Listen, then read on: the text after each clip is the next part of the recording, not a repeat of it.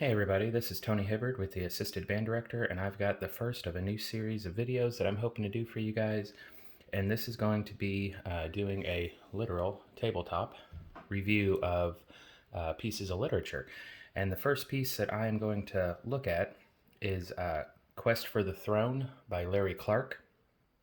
It is a grade 1.5, according to Carl Fischer, and was written in 2018. Okay, so one thing that I did this year, since we couldn't do concerts and stuff, was to kind of focus on things that normally get put on the back burner for band programs. And what really drew me to this piece was, I don't know if you can tell or not, it has 4 flats in the key signature. Okay, so it's not A flat major. It's probably closer to F minor, but it's got some modal tonality to it. But it's a grade 1.5 piece that is in a key signature that bands that usually play in that grade are not used to playing in. So I really wanted to push my groups to be able to play in keys with 3 flats or no flats or 1 sharp, and just kind of, broaden their spectrum of being able to play in the not so common keys. So going back and looking at the instrumentation, okay, it's got a flute and oboe part, and the oboe part can double as a second flute part. It has 2 clarinet parts, and the second clarinet does not go over the break. So if you still have kids that are struggling to go over the break, you can stick them on second clarinet. And then if you've got kids that are comfortable going over the break or need that little push to go over the break, obviously you can put them on first. Just 1 alto part, 2 trumpet parts. And let's see, the trumpet part looks like it pushes the first trumpets to go up to a high or 4th line D or D5. I do not see it goes any higher than that. So it really gets them out of their range of going from, C to C. Let's see. Another thing that I always keep a really close eye on is the horn. Okay, I never really paid much attention to that in my personal career because I never really had many horn players, but my daughter is a horn player, so now I focus a little bit more on the horn part, and I try to pick pieces that the horn range is very similar to the trumpet range. Okay, so trumpets are really comfortable playing in that C to C. They can go a little bit below C4, and you kind of want to keep your horns in that same range. Okay, if you're having them play in the range that like the beginner band method has them do, that's pushing them really high way too quickly, you could be in trouble. And then I also look to see if how the horn part matches up with other instruments. And it looks like a lot of the times in this piece, it's either with the tenor saxophone or the alto saxophone. So they at least have a pitch reference, especially because this is a grade 1.5 piece. Your horn players may not have the strongest ear yet. And then lastly, the low brass and low reeds all have the same part. Okay.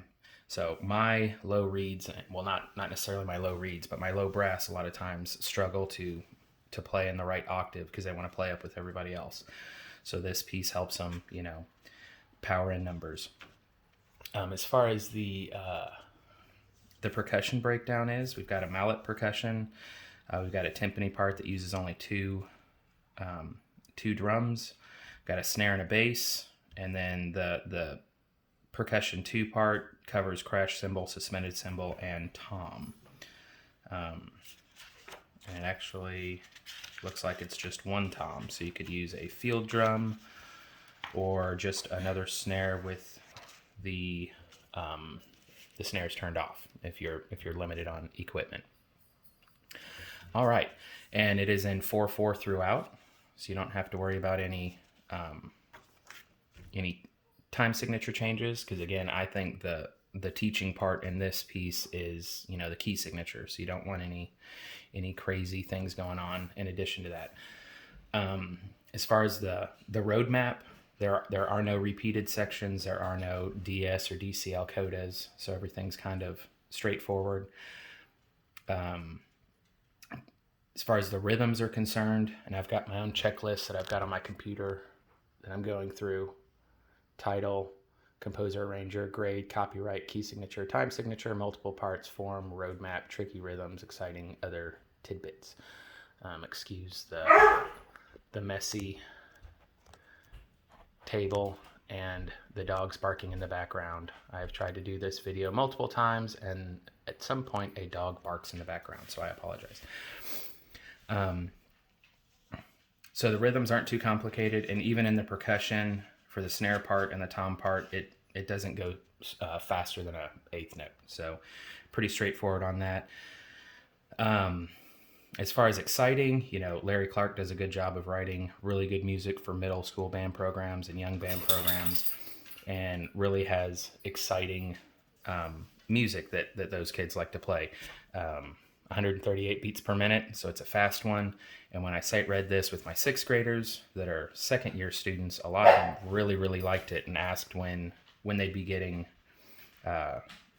when we'd be able to play this again. So the excitement factor is there, and the kids really seem to enjoy it. And then other tidbits, the last thing that really caught my attention with this piece is everybody has the rhythm at some point. It passes through the entire band. One thing I did forget to do, it does have a slow section in the middle. So my kids specifically do not like exclusively lyrical pieces. They think they're boring and they don't like them. So I try to pick pieces that sneak lyrical stuff into it to kind of trick them into playing it. And this piece fulfills that checkbox as well. Excuse me. Because it does have a slow section in the middle. But towards the last part, the low brass get the melody. Yeah, right here at measure 56, they get to take over. So everybody gets a shot at the melody. So you can actually, I haven't looked at it that closely, but I would assume you could probably practice the melody in unison to make sure everybody's got the right notes and everything.